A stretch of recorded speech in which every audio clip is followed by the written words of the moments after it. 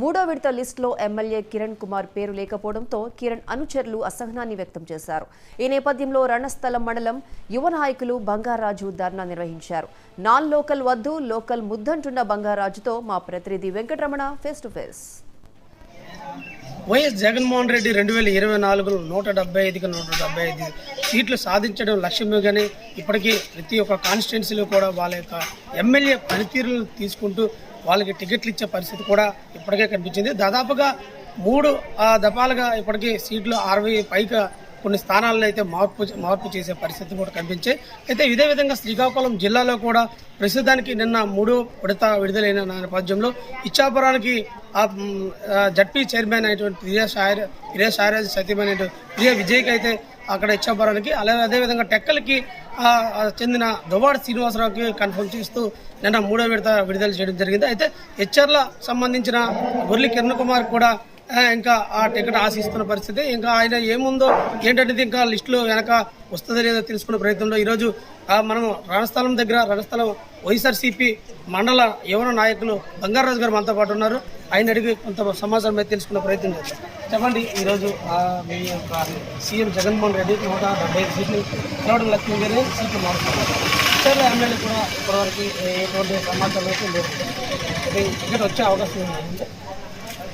సమాచారం అని అంటే ఏదో డౌట్ ఉన్న టికెట్స్ లేదా స్థానచలనం చేసే టికెట్స్ గురించి అది దర్యాప్తు జరుగుతుంది తప్ప మేమైతే హెచ్ఆర్ల కిరణ్ నడ్డా స్థానికుడు, మంచి లీడర్, ఫస్ట్ నుంచి కూడా ఆనాడు ఎంపీపీగా ఉన్న టైంలో పదవికి పార్టీని విడిచిపెట్టి వైఎస్ జగన్మోహన్ రెడ్డి గారు ఏ రోజైతే పార్టీని స్థాపించారో ఆనాటి నుంచి కూడా పార్టీని నమ్ముకున్న వ్యక్తి, మాకందరికీ కూడా మంచి అండదండగా ఉండే వ్యక్తి. అలాగే 2019 గెలిచిన దగ్గర నుంచి కూడా ప్రతి ఒక్కరిని కూడా మంచి అందరినీ సమన్యాయంగా చూసుకుంటూ అందరికీ అందుబాటులో ఉంటూ నిరంతరం ప్రజల మధ్య ఉంటూ చేస్తున్న మనిషి కాబట్టి ఆయన అసలు ఆ టికెట్ రేస్ గురించి ఉందా లేదనే డౌట్ కూడా అధిష్టానానికి లేదు.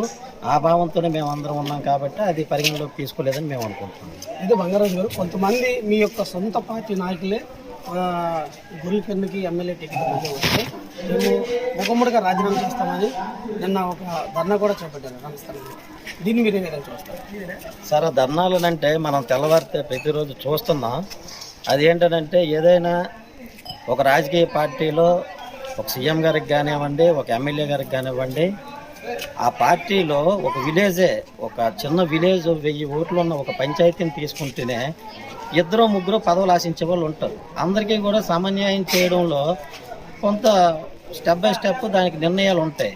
ఏదో చోటామోటా నాయకులు అంతకి స్థాయికి కాకుండా వాళ్ళు ఎక్కువగా ఆలోచించి పెద్ద పదవులు ఆశించి ఉండి దానికి భంగపాటు కలిగిందని ఏకంగా ఆయన మీద ఒక కక్షపూర్వకంగా చేస్తున్న చర్యలు తప్ప ప్రజలు కానీ, నాయకులు కానీ, కార్యకర్తలు కానీ ఎవరో కూడా 4 మండలాల సర్పంచులు, 4 మండలాల ఎంపీటీసీలు అందరూ కూడా ఎలక్షన్లో గెలిచిన ప్రతి ఒక్కరూ కూడా ఈరోజు కిరణాలతో ఉన్నారండి. అందులో అయితే ఎలాంటి సందేహం లేదు. ఏదో ఆశించి దానికి అతను అందరికీ సమన్యాయం చేయాలి కాబట్టి ఎవరైతే అర్హుల్లో వాళ్ళకే ఇవ్వడం వల్ల వాళ్ళకి ఏదో భంగం కలిగించిందని చెప్పి చోటమోట నాయకులు తప్పుడు ప్రచారాలు తప్ప కిరణానికి టికెట్ రానివ్వకుండా చేసే అంత కెపాసిటీ ఈ నియోజకవర్గంలో ఎవరికి లేదు, అంత సీన్ కూడా ఎవరికి లేదండి. మొత్తంగా చూసుకుంటే ఇచ్చార్ల ఎమ్మెల్యే గొర్రెల కిరణ్ కుమార్కే మళ్ళీ టికెట్ వస్తుందని చెబుతున్న పరిస్థితి. మరోపక్క శ్రీకాకుళం జిల్లాలో ఎక్కడా లేని విధంగా 2019 ఎన్నికల్లో దాదాపుగా 19,000 మెజార్టీతో కిరణ్ కుమార్ అయితే గెలుపొందారు. మళ్ళీ 2024లో దాదాపుగా 30,000-40,000 పైచీలకు అయితే ఓట్ల మెజార్టీతోనే గెలుస్తామని కూడా ధీమా వ్యక్తం చేస్తున్న పరిస్థితి. అయితే ఇక్కడ యువజన నాయకులు చెప్తున్న బంగారాజు గారు చెప్తున్న మాట ఏంటంటే ఖచ్చితంగా మా యొక్క ఎమ్మెల్యేకి మళ్ళీ టికెట్ ఇస్తారు, ఖచ్చితంగా హైకమాండ్ నుంచి కూడా సంకేతాలు కూడా వచ్చాయని కూడా చెప్తున్న పరిస్థితి. ఇది ఇక్కడ తాజా పరిస్థితి. విడుదల